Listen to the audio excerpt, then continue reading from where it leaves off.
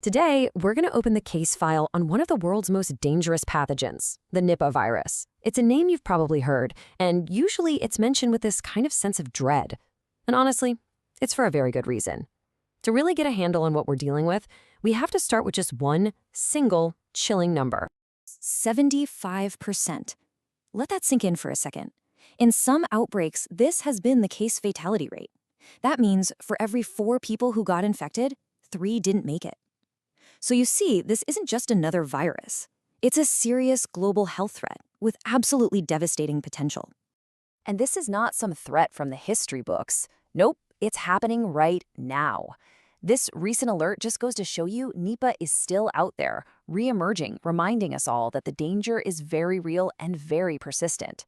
These small outbreaks, they're like sparks that public health officials watch like a hawk, hoping to stamp them out before they can become a wildfire. All right, so what is this thing, this high-priority pathogen that gets everyone so worried? Let's dig in and examine the evidence. Okay, first off, it's what we call zoonotic. That's just a fancy way of saying it jumps from animals to people. Its natural home, its reservoir, is in fruit bats. But the really crucial piece of information here is its classification. BSL-4. That's biosafety level 4, the absolute highest level there is. It's reserved for the most dangerous germs on the planet, things like Ebola, stuff that's highly infectious, deadly, and has no known vaccine or cure. And you know, that BSL-4 classification, that's not just some technical label for scientists. It translates directly into real-world fear. As this quote here highlights, just the rumor of a Nipah outbreak is enough to create widespread panic, totally disrupting communities and pushing healthcare systems to their absolute breaking point. Which, of course, leads to the big question, where on earth did this virus even come from? To really understand the threat we face today, we have to go all the way back to the beginning. The story of how Nipah was discovered, well, it really plays out like a medical detective story, and it all starts back in the late 1990s. It all kicked off in 1998. Pig farmers in a Malaysian village, Kampung Sungai Nipah, started getting sick with this severe brain inflammation, known as encephalitis. Then by the next year, the disease had jumped the border into Singapore, carried by infected pigs. It was only after all of this that scientists finally isolated the culprit and gave it its name, Nipah, after the village where it all began. So for a while there, everyone was pointing the finger at pigs, but it turned out they were just part of the puzzle. They were what we call amplifying hosts, not the original source. The real culprit, the place where the virus lives quietly without causing any harm, was fruit bats. They were the silent carriers, hiding in plain sight the whole time. Right. So that's the big puzzle, isn't it? How does a virus that's totally harmless to a bat become an absolute killer in a human being?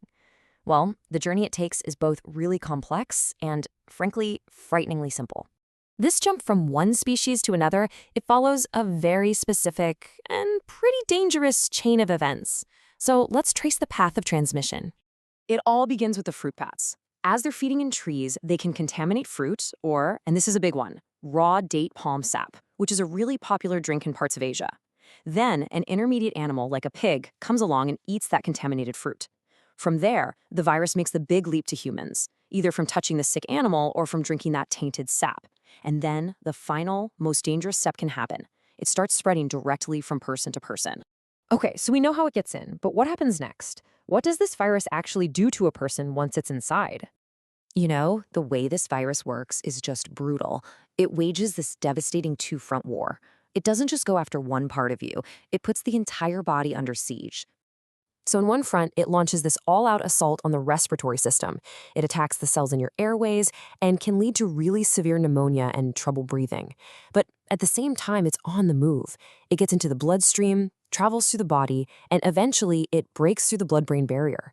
And once it's inside the central nervous system, it causes that deadly brain swelling, the encephalitis that makes this disease so terrifying. And what's so insidious is how it starts. After an incubation period of a few days to maybe 2 weeks, the first signs appear. But just look at them. High fever, headache, cough, muscle aches. It looks just like a bad case of the flu. And that's part of what makes Nipah so dangerous. It's incredibly hard to spot in those crucial early stages. And that window to figure out what's really going on, it slams shut, fast. From those initial flu-like symptoms, the disease can accelerate with terrifying speed. We're talking about a patient going from feeling sick to having seizures and slipping into a coma in as little as 24 to 48 hours. It's a rapid and horrifying decline.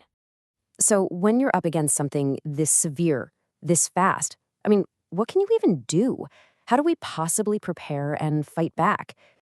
And that question leads us right into our final section, the global race against the clock to stop Nipah before it's too late. Prevention really starts with just being aware. Since we know how it spreads, we can put up roadblocks, right? This means simple but crucial things like avoiding raw date palm sap in areas where there are outbreaks, washing and peeling fruit really well, and staying away from sick animals. And of course, for healthcare workers, using strict protective gear is absolutely non-negotiable. These simple steps can make a world of difference. Of course, the ultimate weapon, the real game changer, would be a vaccine. And the good news is there are organizations like CP, the Coalition for Epidemic Preparedness Innovations, that are funding a massive global effort to develop one. The research is pushing ahead on multiple fronts, as you can see here. Scientists are exploring all kinds of approaches, from older vaccine technologies to cutting-edge mRNA platforms, all in the hopes of finding a breakthrough. And what about for people who are already sick? Well, even though there's no approved cure or specific drug yet, there is still a lot of hope on the horizon. Therapeutics like monoclonal antibodies, which basically help your own immune system target the virus, have shown some really promising results in early studies. So the research is very active and real progress is being made. So look, we know this virus. We know how it spreads, what it does. The race for vaccines and treatments is on, and the science is moving forward. But the final critical question, it isn't really about the virus anymore. It's about us. We know the threat is real. The question is, are we ready for what comes next?